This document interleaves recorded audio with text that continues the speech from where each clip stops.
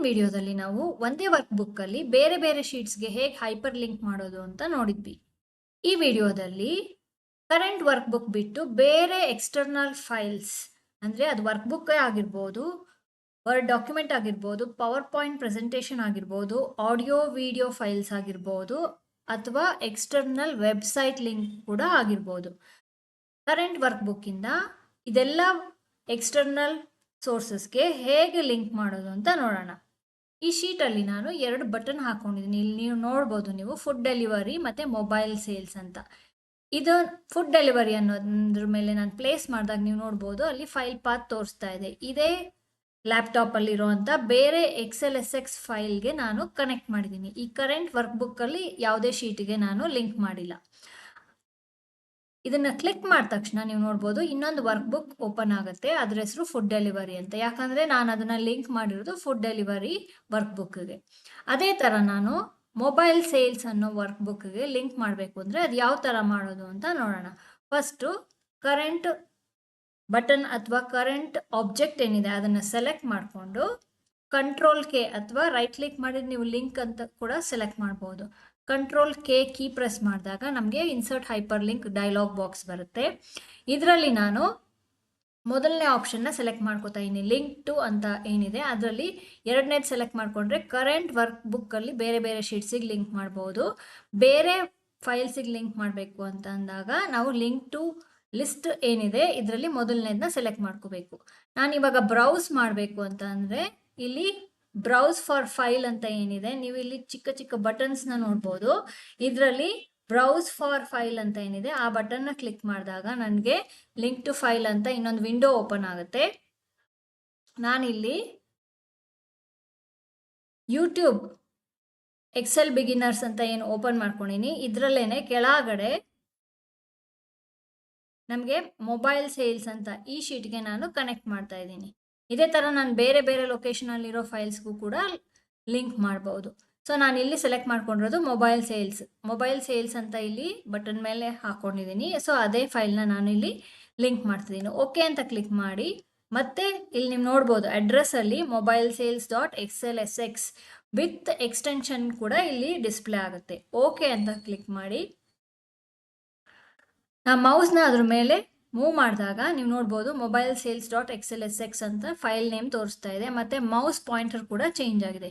ಇದನ್ನ ಕ್ಲಿಕ್ ಮಾಡಿದಾಗ ನಮಗೆ ಮೊಬೈಲ್ ಸೇಲ್ಸ್ ಅನ್ನೋ ಎಕ್ಸೆಲ್ ವರ್ಕ್ ಬುಕ್ಕಿಗೆ ಲಿಂಕ್ ಆಗಿದೆ. ಸೊ ಸಪೋಸ್ ನಾನು ಯಾವಾಗಾದ್ರೂ ಮಿಸ್ಟೇಕ್ ಮಾಡಿದೆ, ಯಾವ್ದಾದ್ರು ಬೇರೆ ಫೈಲ್ಗೆ ಲಿಂಕ್ ಮಾಡಿದ್ದೀನಿ, ಅದನ್ನ ರಿಮೂವ್ ಮಾಡಬೇಕು ಅಥವಾ ಎಡಿಟ್ ಮಾಡಬೇಕು ಅಂದಾಗ ಇದೇ ಕರೆಂಟ್ ಬಟನ್ ಏನಿದೆ ಅದನ್ನ ಸೆಲೆಕ್ಟ್ ಮಾಡ್ಕೊಂಡು ರೈಟ್ ಕ್ಲಿಕ್ ಮಾಡಿ ಇಲ್ಲಿ ನೀವು ನೋಡ್ಬೋದು ಎಡಿಟ್ ಲಿಂಕ್ ಅಂತ ತೋರಿಸುತ್ತೆ. ಎಡಿಟ್ ಲಿಂಕಿಗೆ ಹೋಗಿ ನಾನು ಇಲ್ಲಿ ಬೇರೆ ಫೈಲ್ಗೂ ಕೂಡ ಲಿಂಕ್ ಮಾಡ್ಬೋದು. ಇಲ್ಲ ಅಂದರೆ ರಿಮೂವ್ ಮಾಡ್ಬೇಕು, ನನಗೆ ಈ ಲಿಂಕ್ ಬೇಡ, ಹೈಪರ್ ಲಿಂಕ್ ಬೇಡ ಅಂತ ಅಂದಾಗ ಇಲ್ಲಿ ರಿಮೂವ್ ಲಿಂಕ್ ರೈಟ್ ಕ್ಲಿಕ್ ಮಾಡಿ ರಿಮೂವ್ ಲಿಂಕ್ ಅಂತ ಏನಿದೆ ಅದನ್ನು ಕ್ಲಿಕ್ ಮಾಡಿದಾಗ ಅದು ಲಿಂಕ್ ರಿಮೂವ್ ಆಗುತ್ತೆ. ಸೊ ಫುಡ್ ಡೆಲಿವರಿನ ಲಿಂಕ್ ಆಗಿರೋದ್ರಿಂದ ನಾನು ಅದ್ರ ಮೇಲೆ ಮೌಸ್ ಪಾಯಿಂಟರ್ನ ಮೂವ್ ಮಾಡಿದಾಗ ನೀವು ನೋಡ್ಬೋದು ಐಕಾನ್ ಚೇಂಜ್ ಆಗಿದೆ. ಆದರೆ ಮೊಬೈಲ್ ಸೇಲ್ಸ್ ಇದು ಬಟನ್ ಏನಿದೆ ಇದ್ರದ್ದು ಹೈಪರ್ ಲಿಂಕ್ ರಿಮೂವ್ ಮಾಡಿರೋದ್ರಿಂದ ಮೌಸ್ ಐಕಾನ್ ಇದರಲ್ಲಿ ಚೇಂಜ್ ಆಗಲ್ಲ. ಮತ್ತು ಇದು ಕ್ಲಿಕ್ ಆಪ್ಷನ್ ಕೊಡೋದಿಲ್ಲ. ಫುಡ್ ಡೆಲಿವರಿಗಾದರೆ ಕ್ಲಿಕ್ ಆಪ್ಷನ್ ಇರುತ್ತೆ, ಆದರೆ ಮೊಬೈಲ್ ಸೇಲ್ಸ್ ಅನ್ನೋ ಬಟನ್ಗೆ ಕ್ಲಿಕ್ ಆಪ್ಷನ್ ಇರೋದಿಲ್ಲ. ಅದೇ ಥರ ನಾನು ಎಕ್ಸ್ಟರ್ನಲ್ ಇಮೇಜ್ ಅಥವಾ ವಿಡಿಯೋ ನೀವಿಲ್ಲಿ ನೋಡ್ಬೋದು, ನಾನು ಡೆಸ್ಕ್ಟಾಪಲ್ಲಿ ನಾನು ಫಸ್ಟ್ ವಿಡಿಯೋ ಏನು ಎಕ್ಸ್ಪ್ಲೈನ್ ಮಾಡಿದೆ ಅದರಲ್ಲಿ ಎಕ್ಸೆಲ್ ಇಂಟರ್ಫೇಸ್ದು ಇಮೇಜ್ ಹಾಕೊಂಡಿದ್ದೀನಿ. ಅದರದ್ದು ವಿಡಿಯೋ ಕೂಡ ಇಲ್ಲಿ ಡೆಸ್ಕ್ಟಾಪಲ್ಲಿ ಹಾಕಿದ್ದೀನಿ. ಬೇರೆ ಯಾವುದೇ ಆಡಿಯೋ ವಿಡಿಯೋ ಫೈಲ್ಸ್ ನಿಮಗೆ ಡೆಸ್ಕ್ಟಾಪಲ್ಲಿ ಕಾಣಿಸೋದಿಲ್ಲ. ಸೊ ನಾನಿಲ್ಲಿ ಓಪನ್ ಕೂಡ ಮಾಡ್ಕೊಂಡಿಲ್ಲ ಯಾವುದನ್ನು. ನಾನು ಏನು ಮಾಡ್ತೀನಿ ಅಂದರೆ ಸೇಮ್ ಅದೇ ಮೆಥಡಲ್ಲಿ ನಾನು ಇಮೇಜ್ಗೆ ಮತ್ತು ವಿಡಿಯೋಗೆ ಲಿಂಕ್ ಮಾಡ್ತೀನಿ. ಫಸ್ಟು ನಾನು ಇಮೇಜ್ ಲಿಂಕ್ ಮಾಡಬೇಕಾಗಿರೋ ಅಂಥ ಶೇಪ್ನ ಸೆಲೆಕ್ಟ್ ಮಾಡಿಕೊಂಡು ಇದರಲ್ಲೂ ಕೂಡ ಸೇಮ್ ಕಂಟ್ರೋಲ್ ಕೆ ಅಥವಾ ರೈಟ್ ಕ್ಲಿಕ್ ಮಾಡಿ ನಾವು ಲಿಂಕ್ನ ಸೆಲೆಕ್ಟ್ ಮಾಡ್ಕೋಬೋದು. ಸೆಲೆಕ್ಟ್ ಮಾಡಿಕೊಂಡು ನಾನಿಲ್ಲಿ ಬ್ರೌಸ್ ಫಾರ್ ಫೈಲ್ ಏನಿದೆ ಅದನ್ನು ಕ್ಲಿಕ್ ಮಾಡಿ ಡೆಸ್ಕ್ಟಾಪಲ್ಲಿ ಇರೋದ್ರಿಂದ ನಾನು ಡೆಸ್ಕ್ಟಾಪ್ ಅಂತ ಸೆಲೆಕ್ಟ್ ಮಾಡಿಕೊಂಡು ಡೆಸ್ಕ್ಟಾಪಲ್ಲಿ ಏನಾಗುತ್ತೆ ಅಂದರೆ ಬೈ ಡಿಫಾಲ್ಟ್ ಆಫೀಸ್ ಫೈಲ್ಸ್ ಅಂತ ತೋರಿಸುತ್ತೆ, ಅಂದರೆ MS ಆಫೀಸ್ ಫೈಲ್ಸ್ ಮಾತ್ರ ಇಲ್ಲಿ ಡಿಸ್ಪ್ಲೇ ಆಗುತ್ತೆ. ಸೊ ನಾನಿಲ್ಲಿ ಡ್ರಾಪ್ ಡೌನ್ ಆ್ಯರೋ ಮೇಲೆ ಕ್ಲಿಕ್ ಮಾಡಿ ಆಲ್ ಫೈಲ್ಸ್ ಅಂತ ಸೆಲೆಕ್ಟ್ ಮಾಡ್ಕೋತೀನಿ. ಸೊ ಡೆಸ್ಕ್ಟಾಪಲ್ಲಿರೋ ಫೈಲ್ಸ್ ಎಲ್ಲ ನನಗೆ ತೋರಿಸುತ್ತೆ. ನನಗೆ ಇಮೇಜ್ ಬೇಕಾಗಿರೋದ್ರಿಂದ ಇಲ್ಲಿ PNG ಇಮೇಜ್ ಏನಿದೆ ಅದನ್ನು ಸೆಲೆಕ್ಟ್ ಮಾಡಿಕೊಂಡು ಓಕೆ ಕ್ಲಿಕ್ ಮಾಡ್ತೀನಿ. ಮತ್ತೆ ಓಕೆ ಕ್ಲಿಕ್ ಮಾಡ್ತೀನಿ. ಅದೇ ಥರ ನಾನು ವಿಡಿಯೋ ಕೂಡ ಮಾಡ್ತೀನಿ. ರೈಟ್ ಕ್ಲಿಕ್ ಮಾಡಿ ಲಿಂಕ್ ಸೆಲೆಕ್ಟ್ ಮಾಡಿಕೊಂಡು ಇನ್ಸರ್ಟ್ ಹೈಪರ್ ಲಿಂಕ್ ಡೈಲಾಗ್ ಬಾಕ್ಸಲ್ಲಿ ಬ್ರೌಸ್ ಫಾರ್ ಫೈಲ್ಸ್ ಕ್ಲಿಕ್ ಮಾಡಿ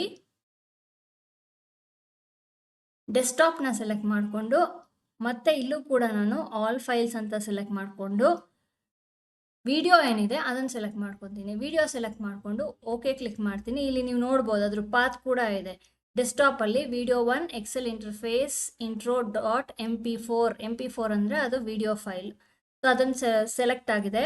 ಓಕೆ ಕ್ಲಿಕ್ ಮಾಡ್ತೀನಿ. ಇವಾಗ ನಾನು ಎಕ್ಸೆಲ್ ಇಂಟರ್ಫೇಸ್ ನಾನು ಇದ್ರ ಮೇಲೆ ಮೌಸ್ನ ಮೂವ್ ಮಾಡಿದಾಗ ನೀವು ನೋಡ್ಬೋದು ಐಕಾನ್ ಚೇಂಜ್ ಆಗಿದೆ, ಮೌಸ್ ಐಕಾನ್. ಸೊ ಇದನ್ನು ಕ್ಲಿಕ್ ಮಾಡಿದ ತಕ್ಷಣ ಎರರ್ ಮೆಸೇಜ್ ಬರುತ್ತೆ. ಯಾಕಂದರೆ ಎಕ್ಸ್ಟರ್ನಲ್ ಫೈಲ್ಗೆ ನಾವು ಲಿಂಕ್ ಮಾಡಬೇಕಾದ್ರೆ ಅದು ಹಾರ್ಮ್ಫುಲ್ ಆಗಿರ್ಬೋದು ಅಂತ ಡೌಟ್ ಬರೋದ್ರಿಂದ ನಮಗೆ ವಿಂಡೋಸ್ MS ಆಫೀಸ್ ಅಪ್ಲಿಕೇಶನ್ ನಮಗೆ ವಾರ್ನಿಂಗ್ ಕೊಡುತ್ತೆ. Would you like to open this file? So ಇದು ನನ್ನದೇ ಲ್ಯಾಪ್ಟಾಪಲ್ಲಿ ಇರೋದ್ರಿಂದ ಈ ಫೈಲು. ಸೊ ನಾನು ಓಕೆ ಅಂತ ಕೊಡ್ತೀನಿ. ಓಕೆ ಅಂತ ಕೊಟ್ಟ ತಕ್ಷಣ ನನಗೆ ಆ ಇಮೇಜ್ ಫೈಲ್ ಏನಿದೆ ಅದು ಪೇಂಟಲ್ಲಿ ಓಪನ್ ಆಗುತ್ತೆ. ಇದೇ ಥರ ನಾನು ವಿಡಿಯೋ ಕೂಡ ಓಪನ್ ಮಾಡ್ಬೋದು. ಈ ಎಕ್ಸೆಲ್ ಇಂಟರ್ಫೇಸ್ ವಿಡಿಯೋ ಅಂತ ಏನಿದೆ ಇದನ್ನು ಕ್ಲಿಕ್ ಮಾಡಿದ ತಕ್ಷಣ ಮತ್ತೆ ಸೇಮ್ ಮೆಸೇಜ್ ಬರುತ್ತೆ ನನಗೆ. ಸೊ ಇದರಲ್ಲೂ ಓಕೆ ಅಂತ ಕ್ಲಿಕ್ ಮಾಡಿದ ತಕ್ಷಣ ನೀವು ನೋಡ್ಬೋದು ವಿಡಿಯೋ ಪ್ಲೇ ಆಗೋಕ್ಕೆ ಶುರು ಆಗುತ್ತೆ.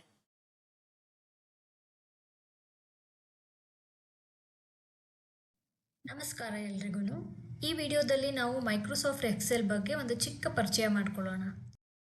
ಸೊ ಇದು ನಾವು ಬೇರೆ ಬೇರೆ ಆದಂಥ ಫೈಲ್ಸ್ಗೆ ಲಿಂಕ್ ಮಾಡೋದಕ್ಕೆ ಕೂಡ ನಾವು ಯೂಸ್ ಮಾಡ್ಬೋದು. ಇದು ನಾವು ಹೈಪರ್ ಲಿಂಕ್ನ ಬೇರೆ ಬೇರೆ ಫೈಲ್ಸ್ಗೆ ಲಿಂಕ್ ಮಾಡೋದಕ್ಕೆ ಯೂಸ್ ಮಾಡೋವಂಥ ಮೆಥಡ್. ಅದೇ ಥರ ನಾವು ವೆಬ್ಸೈಟ್ ಎಕ್ಸ್ಟರ್ನಲ್ ವೆಬ್ಸೈಟ್ಸಿಗೆ ಕೂಡ ಲಿಂಕ್ ಮಾಡ್ಬೋದು. ಪಕ್ಕ ಶೀಟಲ್ಲಿ ನಾನು 2 ಟೆಕ್ಸ್ಟ್ ಸೆಲ್ಸಲ್ಲಿ 2 ಟೆಕ್ಸ್ಟ್ನ ಹಾಕೊಂಡಿದ್ದೀನಿ. ಒಂದು ಅಮೆಝಾನ್, ಒಂದು ಫ್ಲಿಪ್ಕಾರ್ಟ್. ಆಗಲೇ ಹೇಳ್ದ ಹಾಗೆ ಹಿಂದಿನ ವಿಡಿಯೋದಲ್ಲಿ ಅಮೆಝಾನ್ ಆಲ್ರೆಡಿ ಲಿಂಕ್ ಮಾಡಿದ್ದೀನಿ ನಾನು. ಅಮೆಝಾನ್ನ ಲಿಂಕ್ ಮಾಡಿ ಈ ಹೈಪರ್ ಲಿಂಕ್ ವರ್ಕ್ ಆಗೋದಕ್ಕೆ ನಮಗೆ ವೆಬ್ಸೈಟ್ಸಿಗೆ ಲಿಂಕ್ ಮಾಡಬೇಕಾದ್ರೆ ಇಂಟರ್ನೆಟ್ ವರ್ಕ್ ಆಗ್ತಾ ಇರಬೇಕು. ನಾನು ಅಮೆಝಾನ್ಗೆ ಆಲ್ರೆಡಿ ಲಿಂಕ್ ಮಾಡಿದ್ದೀನಿ. ಅದನ್ನು ನಿಮಗೆ ತೋರಿಸ್ತಾ ಇದೆ ಇಲ್ಲಿ www.amazon.in ಇದಕ್ಕೆ ಲಿಂಕ್ ಮಾಡಿದ್ದೀನಿ. ಇದನ್ನು ಕ್ಲಿಕ್ ಮಾಡಿದ ತಕ್ಷಣ ನಮಗೆ ಬ್ರೌಸರಲ್ಲಿ ಆಟೋಮ್ಯಾಟಿಕ್ಕಾಗಿ amazon.in ಏನಿದೆ ಆ ವೆಬ್ ಪೇಜ್ಗೆ ಹೋಗುತ್ತೆ. ಅದೇ ಥರ ಇದನ್ನು ಕ್ಲೋಸ್ ಮಾಡ್ತಿದ್ದೀನಿ. ಇದನ್ನು ಕ್ಲೋಸ್ ಮಾಡಿದಾಗ ನೀವು ಕೆಳಗಡೆ ಇಲ್ಲಿ ನೋಡ್ಬೋದು ನಾನು ಯಾವುದೇ ಥರ ಬ್ರೌಸರ್ನ ಇಲ್ಲಿ ಓಪನ್ ಮಾಡಿಟ್ಕೊಂಡಿಲ್ಲ. ಸೊ ಆಟೋಮ್ಯಾಟಿಕ್ಕಾಗಿ ನಾನು ಅಲ್ಲಿ ಹೈಪರ್ ಲಿಂಕ್ ಕ್ರಿಯೇಟ್ ಮಾಡಿರೋದ್ರಿಂದ ನಮಗೆ ಆಟೋಮೆಟಿಕ್ ಅದು ಬ್ರೌಸರಲ್ಲಿ ಆ ಪರ್ಟಿಕ್ಯುಲರ್ ವೆಬ್ ಪೇಜ್ ಓಪನ್ ಆಗ್ತಿದೆ. ಅದೇ ಥರ ನಾನು ಫ್ಲಿಪ್ಕಾರ್ಟಿಗೆ ಕೂಡ ಮಾಡ್ತಿದ್ದೀನಿ. ಇಲ್ಲಿ ಫ್ಲಿಪ್ಕಾರ್ಟ್ ಅಂತ ಟೈಪ್ ಮಾಡಿರೋಂಥ ಸೆಲ್ನ ಸೆಲೆಕ್ಟ್ ಮಾಡಿಕೊಂಡು